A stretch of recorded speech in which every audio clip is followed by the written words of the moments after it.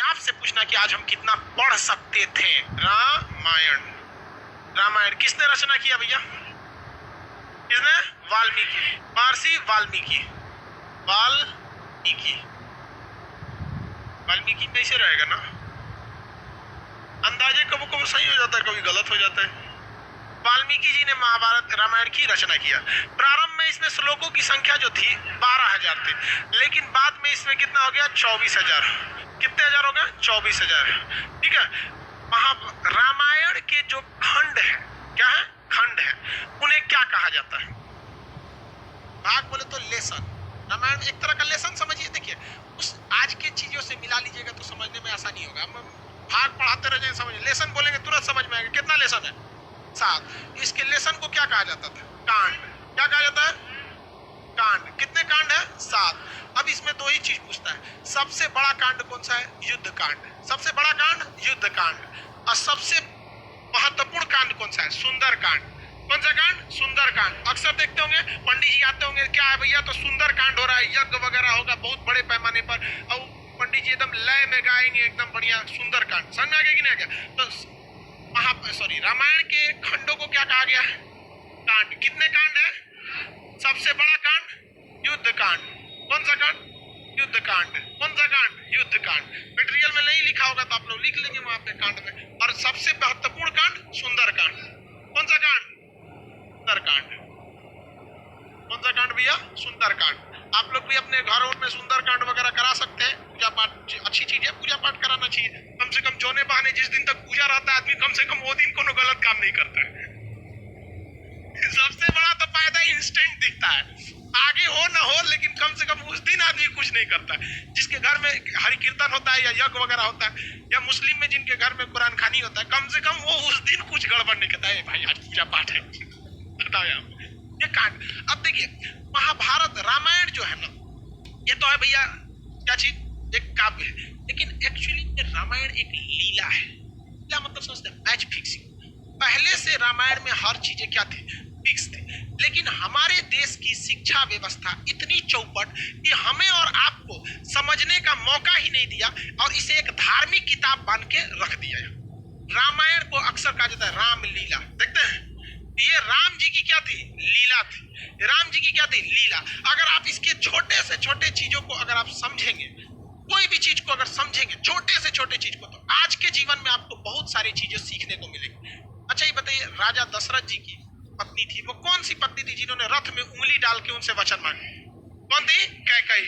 उन्होंने क्या कहा था राजा दशरथ जी ने? कि हम तुम्हें एक वरदान देंगे। बदले में उन्हें क्या कहा? कि हम उचित समय आने पर आपसे क्या मांगेंगे? वरदान। याद रखिएगा, आज के जीवन में अगर आप किसी से कमिटमेंट करते हैं तो तुरंत पूरा करवा लीजिएगा। ऐसा मत कहिएगा कि उचित समय आने पे हम तुम्हारे लिए करेंगे, वरना आने वाले समय राजा दशरथ जी की मृत्यु का कारण भी बने थे राम जी का वनवास। कौन बर्दाश्त करेगा वहां पे? राम जी का। लक्ष्मण जी को तो वनवास नहीं था, वो तो साथ में चले गए थे, भाई के स्नेह में चले गए थे कि नहीं? तो ये आप इसका ध्यान रखें। ये क्या चीज था? ये आने वाले कलयुग के लोगों को दिखाने के लिए एक प्रेरणा की स्रोत थी।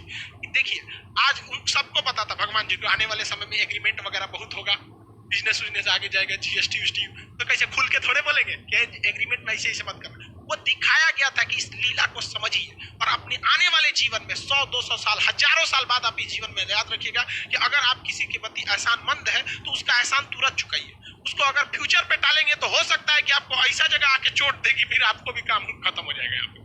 अभी याद रखेंगे यहाँ पे आप इस रामायण में बहुत सारी चीजों को देखेंगे जो आज के वक्त में आपको अपने जीवन में बहुत काम देंगे। जब लक्ष्मण जी हिरण को ढूंढने गए थे, वो एक क्या किए थे? लक्ष्मण रेखा खींचे थे, और सीता जी से क्या कहते कि जी आप इसके बाहर नहीं जाए। कभी नहीं जाती उसके बाहर, कभी नहीं जाती।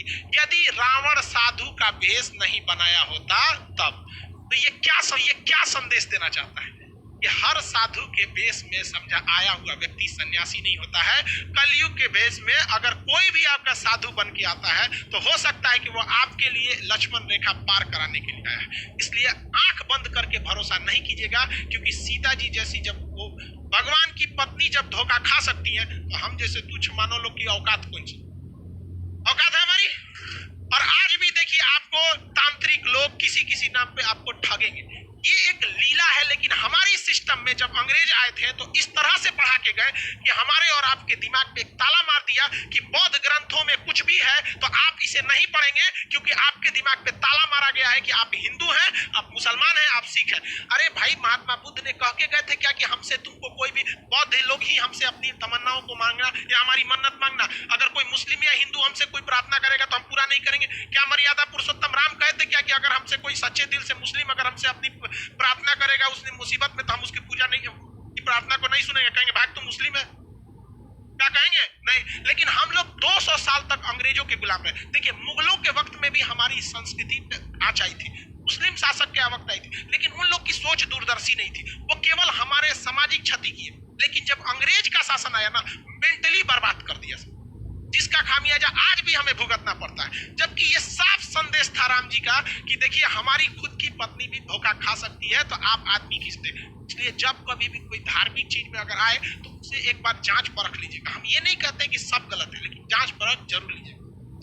जब लंका में जाया जा रहा था तो लंका में जब जाने के वक्त में भी देखिएगा, जब वानर लोग पुल बना रहे थे, वानर लोग क्या बना रहे थे? पुल बना रहे थे, तो उसमें गिलहरी भी ईंटा लेके ढोती थी। अब गिलहरी की औकातें कितना है, इतनी ईंटा लेके घूम रहे थे। देखो, बंदर उठा के फेंक दिया गिलहरी को, क्योंकि भाई यहाँ से डिस्टर्ब करने आई है यहाँ पर।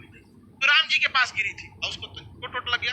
राम जी अपने उंगली से ऐसे सहला दिए थे, तो गिलहरी के ना पीठ पर आप देखेंगे ना 3 ठो निशान होता है। गिलहरी के पीठ पर 3 निशान होता है। तो ये कहा गया कि राम जी का ये क्या है? निशान है। और राम जी ने अपने जीवन का सबसे बड़ा उपदेश उस बंदर को बुला के दिए थे, वानरी सेना को कहते इधर आओ, सबका क्लास लिए थे, चलो सब लोग यहाँ मारा कैसे मारा। और उन्होंने, राम जी घुसियाने वाले नहीं थे, लक्ष्मण जी इतनी भड़कीले टाइप के थे, नाके काट दिए सुपने खा। आज भी हर लड़की किसी भी लड़के को प्रपोज करने से डरती है, क्योंकि उसको याद है ससुरा हमरा एक बार रामायण के समय लक्ष्मण जी काट दिए थे। लड़का डरता है कि कहीं तमाचा मत मार दे, लड़की डरती है नकिए मत काट दे। खैर, ये मजाक वाली बात है, इसको सीरियस नहीं ले। तो राम जी ने क्या कहा था?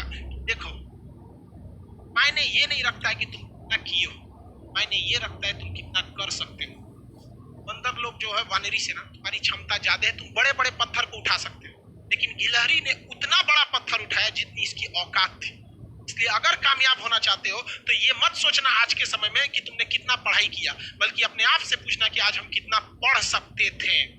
समझ गया? इसलिए हम आज भी इस गिलहरी को अपने पास रखते हैं। जिस दिन हमको थकान होने लगती है, हम इसको देखते हैं तो राम जी की बात याद आती रहती है कि ये मरा वो जिंदा इसमें रहेगा। हमको आज भी जब भी थकान होती है तो हम इसको देखते हैं, याद आती है कि जिंदगी में ये मत सोचना तुमने कितना किया, सोचना कि तुम कितना कर सकते थे। समझ में आया कि नहीं? आज हमारा 6 मिलियन हो गया, 6 मिलियन कल ही हो गया था, रात में हो गया था कल ही। आप हम सोचे बताया। चलिए अब मेन टाइम पे आते हैं यहाँ पे। तो पहला आपने ये देख लिया, उसके बाद आपने देखा कि लक्ष्मण जी को क्या लग गया था?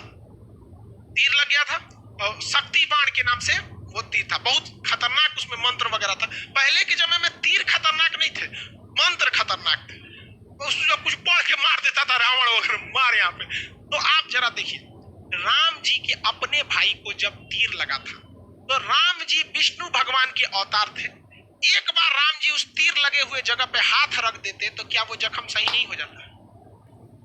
हो जाता कि नहीं? लेकिन राम जी तो भैया भट्ठारे भगवान, उन्हें पता था कि आने वाले कलयुग में बहुत सारे ऐसे तांत्रिक घूमने लगेंगे जो कहेंगे कि मर्यादा पुरुषोत्तम राम ने जो मंत्र पढ़ा था, मैं उसी मंत्र को पढ़ के आपके AK-47 का गोली लगा है साफ कर देंगे, बिच्छी काटा है साफ कर देंगे, सांप काटा है साफ कर देंगे। इसलिए राम जी अपने भाई को तड़पते हुए छोड़े और कहे हनुमान जी को कि जाइए आप हिमालय से संजीवनी बूटी लाइए, जो हनुमान जी को दिखाता है कि यदि समय रहते अगर आप मेडिकल सुविधा ला सकते। आज के समय में अगर आप देखेंगे, मजाक में सेंस में ना लेंगे तो आज के समय में वो एम्बुलेंस को दर्शाता है। आप इसे मजाक के सेंस में ना लेंगे तो आज के समय में एम्बुलेंस को दर्शाता है और मेडिकल दवाओं को दिखाता है कि अगर आपको कोई तकलीफ है तो आप तुरंत जाइए डॉक्टर के पास, देर मत कीजिए और दवाइयां लाइए। वरना राम जी को क्या, आपको क्या लगता था राम जी के पास शक्ति ना है? अरे भाई साहब, बड़का बड़का लीला करके यहाँ पे जो दिखाता है। लेकिन आज के समय में हम लोग, क्योंकि भारत अंग्रेजों को पता था कि भारतीयों का शास्त्र में ऐसा चीज है कि अगर ये सचुरा पूरा अच्छा से जान जाएगा सब ना, तो हमारे इंग्लैंड को पीछे छोड़ के चल जाएगा। लेकिन उन्होंने इस चीज को दबा दिया, रामायण को केवल किताब रख दिया, ना कि उसे केस स्टडी में बता दिया। जबकि हार्वर्ड ऑक्सफोर्ड जैसी यूनिवर्सिटी में ये सब चीजों को केस स्टडी पे पढ़ाया जाता है कि देखो राम जी ने क्यों नहीं उस चीज को सही किया, क्योंकि इसका 800 साल 200 साल 1000 साल बाद क्या असर पड़ेगा। उस ससुरे हमरे किताब पढ़ के आगे बढ़ गए सब, हम लोग को थरिया थमा दिया, तू रामायण पे लड़, तुम महाभारत पे लड़, हम हिंदू तुम मुसलमान तुम सिख तुम ईसाई। लेकिन आज भी हम लोग नहीं समझते इस चीज को, आज भी आप लोग समझिए इस चीज को। और दूसरा देखिए, आप आगे हर चीज को अगर आप देखेंगे, बहुत सारा चीज रामायण महाभारत उसमें देखेंगे आप, रावण मारा गया क्यों? अपने भाई को क्या किया था, बता दिया था। जबकि रावण नहीं मारा जाता अगर वो अपने भाई को नहीं बताता कि मेरी नाभि में अमृत। इसलिए ये क्या दर्शाता है, ये यही दर्शाता है कि अगर आप किसी राज को चाहते हैं छुपा लेना, इसका सबसे अच्छा तरीका है कि किसी को न बताएं। क्योंकि अगर आप अपने करीबी को कोई राज बताते हैं तो करीबी का भी कोई ना कोई करीबी होता है। इसलिए अगर आप चाहते हैं तो किसी को न बताएं, स्पेशली महिला को तो बताइए मत। आप बुरा मानिएगा लेकिन ये चीज हकीकत है। किसी महिला को बताइएगा ना, हाई बात मत बताना, तो अपनी सहेली को बताएगी और उसको भी कहेगी किसी को बताना नहीं, और वो पूरा लॉज पीट देगी हल्ला, और सबको यही बात कहा जाएगा किसी को बताना नहीं। पहले के वक्त में मीडिया नहीं था तो महिलाएं ही मीडिया का काम करती थी। कोई खबर पहुंचाना है, एगो दादी को कह दो, पूरा मीडिया का काम। तो इस चीज को आप समझिए, ये केस स्टडी। राम जी बड़ा बड़ा लंका जलाया गया, ये हुआ सारा चीज, लेकिन जब वनवास काट के जब वो घर आए तो घर पे आए तो सबको पता है कि सीता जी 83 दिन तक लंका में थी।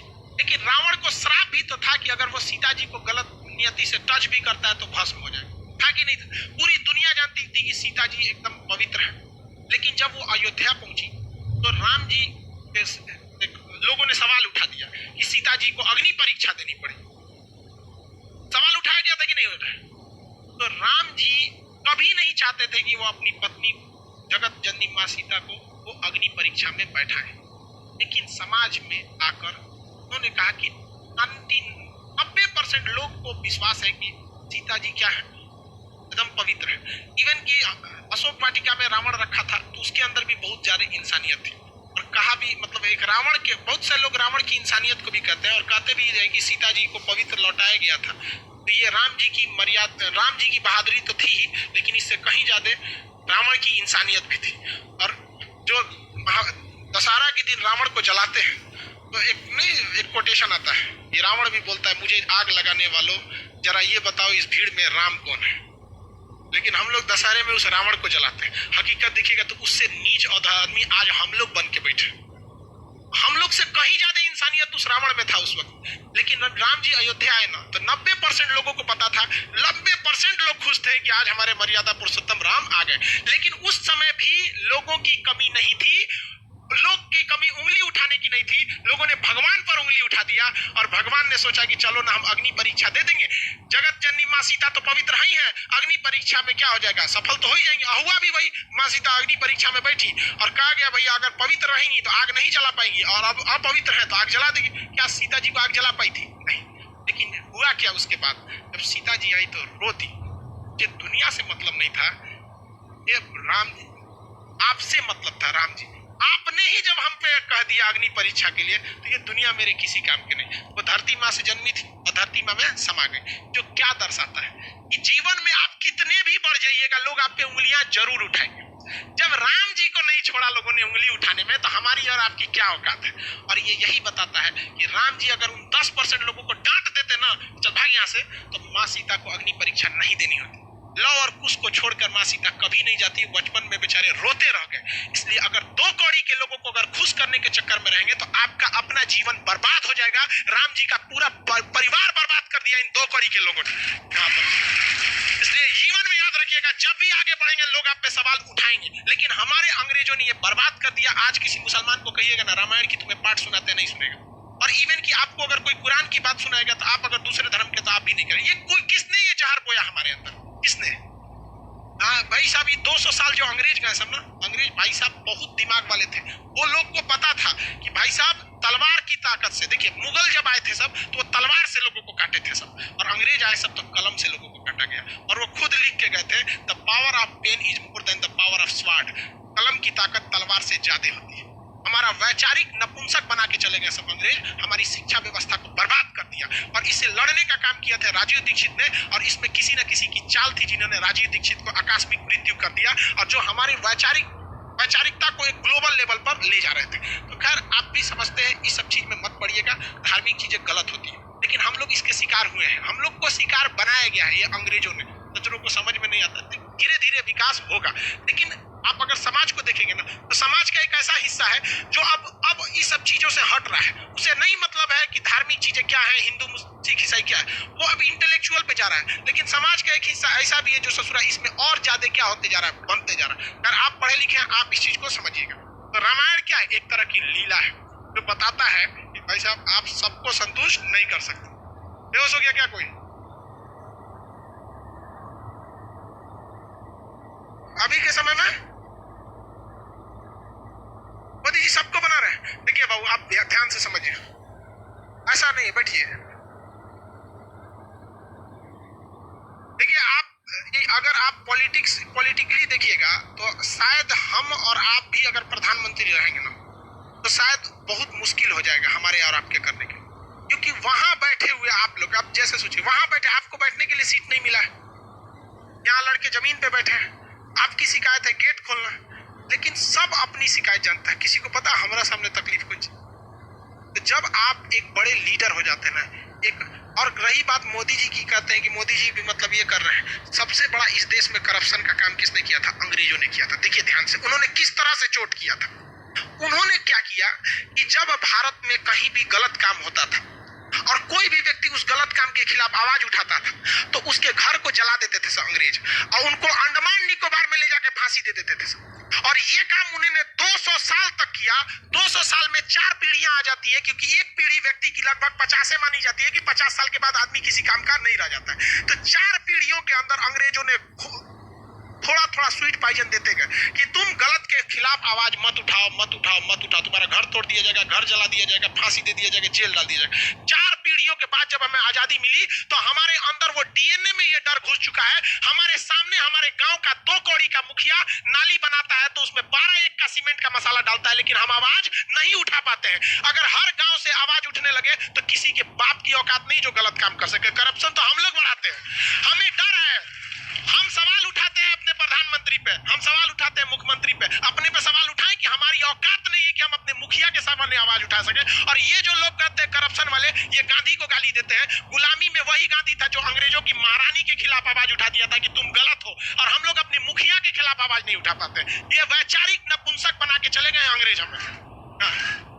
ये हम आप उठा सकते हैं? आपको नहीं पता आपके गांव में ऐसे मुखिया ने गलत काम किया, सड़क का पैसा लूट लिया, आपके सामने लिखा, लेकिन पूछ सकते हैं? नहीं पूछ सकते। आप पूछेंगे क्यों? नरेंद्र मोदी से, क्योंकि पता है कि वो कुछ नहीं कर सकता है। आपको लोकतंत्र में रहते हैं,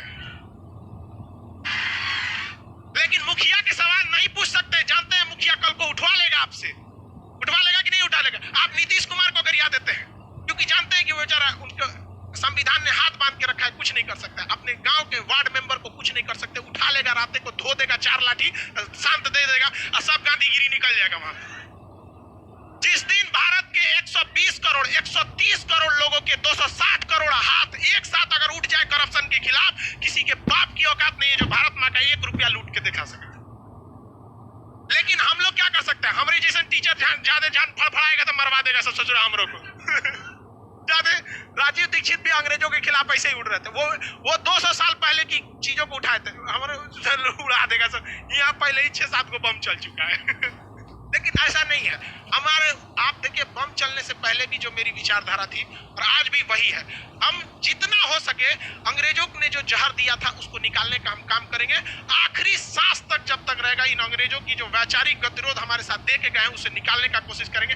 एक भी भारत माँ के संतान को अगर हम सही रास्ते पे लाएंगे तो हम समझेंगे मेरा जीवन सफल हो गया। ये आपका कर्तव्य बनता है, आप इसे आवाज उठाइए। और आज कोई कुछ नहीं कर सकता है, कोई कुछ नहीं कर सकता है। अरे भाई, अंग्रेज जब हम लोग लड़ के गुलामी ले लिए, गुलामी से आजादी हो गए, तो मुखिया कौन चीज? लेकिन आप इसके खिलाफ आवाज नहीं उठाते हैं। आवाज तब उठाइएगा जब आप अपने गांव को सुधार सकते हैं, तब जब आप अपने गांव को सुधारने में तकलीफ हो। अरे देश के प्रधानमंत्री को देश सुधारने में कितनी तकलीफ, बहुत टाइम लगा। किसी की बात करते हैं, हमको मोदी जी से कोई एक वीडियो बनाए थे, लड़का कमेंट किया था, सर आप मोदी जी के भक्त हो गए। तो एक लड़का उसका रिप्लाई दिया था, कल वाला वीडियो देख लो।